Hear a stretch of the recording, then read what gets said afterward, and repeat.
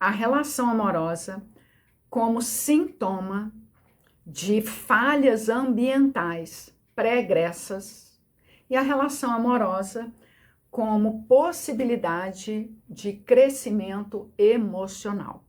Esse é o tema que nós vamos desenvolver hoje. Esse tema surgiu a partir da nossa experiência na clínica escola, quando nos deparamos com casais cuja dinâmica apresenta sofrimentos com pouca possibilidade de elaboração. Então, resolvemos tornar esse contexto mais didático. Para a gente compreender esse contexto, nós vamos iniciar o nosso vídeo falando sobre as fases de desenvolvimento emocional importantes que nós passamos no correr da nossa vida.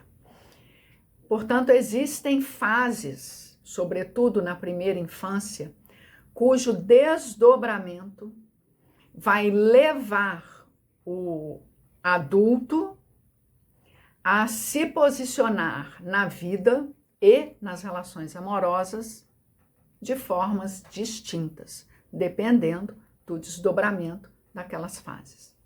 A princípio, eu vou mostrar essas fases que se desdobram nas relações pré-edípica e edípica, ou seja, na relação mãe-bebê e na relação mãe-bebê e o terceiro, que seria a fase edípica, são as duas fases onde a gente vai encontrar pontos fundamentais cujos desdobramentos vão influenciar o modo de ser e estar na vida do futuro adulto.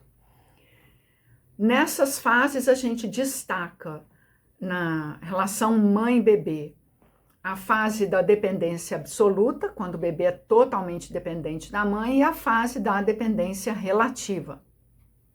Isso vai se dar de 0 até 1 ano e meio. Para o fim deste vídeo, eu não vou trazer quais fases são essas. Eu vou apenas apontar onde elas estão.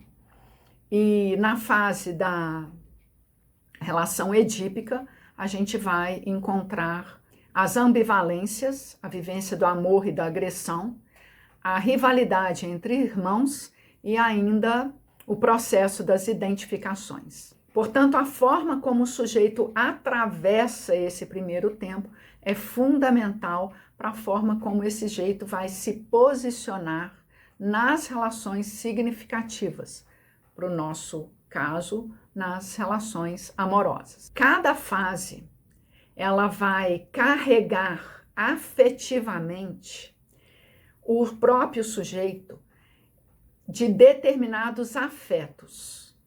A forma como o sujeito atravessa por essas fases, vai possibilitar um maior grau de integração pessoal, maior desenvolvimento ou um maior grau de desintegração, sofrimento ou traumas. Todos nós passamos, na verdade, pelos dois polos. Em algumas fases, a gente tem uma maior integração, em outras, nem tão boa integração assim. No entanto, existe uma dominância, uma tendência na história de cada um de nós. Quando a gente alcança a vida adulta e inicia uma relação amorosa, vai aparecer no sujeito, não só nesse momento, mas nesse momento para o objetivo do nosso vídeo, vai aparecer no sujeito uma força no sentido de buscar reconciliar as cargas afetivas que estão inscritas na nossa história. É do ser humano buscar o desenvolvimento, a saúde psíquica.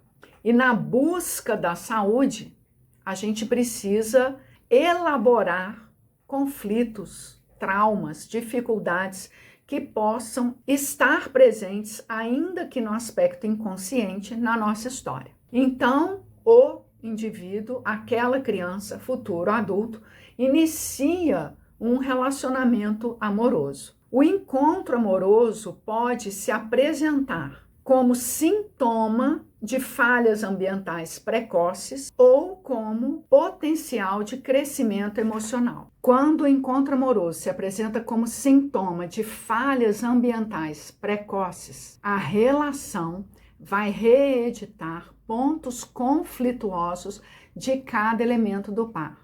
Ao contrário, quando a relação amorosa promove o crescimento emocional dos parceiros, nós que somos profissionais conseguimos fazer a leitura de como há naquela relação uma revivescência do amor infantil, abrindo espaço na relação para a construção de novos vínculos. Os casos que deram origem a esse raciocínio clínico desse vídeo dizem respeito a encontros amorosos que se apresentam como sintoma de falhas ambientais precoces. E aqui eu quero deixar uma interrogação. Será que, de fato, o encontro amoroso, neste caso, que se apresenta como sintoma, vai reeditar pontos conflituosos de cada elemento do par? Ou será que a história pregressa de cada elemento do par, por exemplo, contendo um grau de pouca saúde relacional, essa história é que vai promover no encontro amoroso do adulto uma relação pouco satisfatória, pouco promissora. É a relação que vai promover o aparecimento de pontos conflituosos ou é a história dos elementos do par que vai promover uma relação pouco satisfatória? É uma pergunta didática, mas eu acho que cabe no nosso raciocínio clínico. Na minha experiência, a relação é o campo promotor, seja da saúde, seja do adoecimento psíquico. No entanto, a gente não pode desconsiderar os potenciais dos integrantes daquela relação. Pessoas que têm um histórico já de maior grau de saúde relacional, essas pessoas não vão fazer um engajamento amoroso numa relação doentia. No entanto, a relação, sim, é o potencial onde as histórias se sobrepõem uma sobre a outra, criando um terceiro cenário. Esse terceiro cenário pode se apresentar como sintoma das falhas ambientais presentes nas histórias particulares dos parceiros ou pode se apresentar como espaço promotor do potencial criativo de ambos elementos do par e da relação. É um tanto dialético, mas fica aí para vocês a oportunidade da gente fazer um raciocínio clínico sobre um determinado contexto que aparece com frequência na nossa clínica de casal.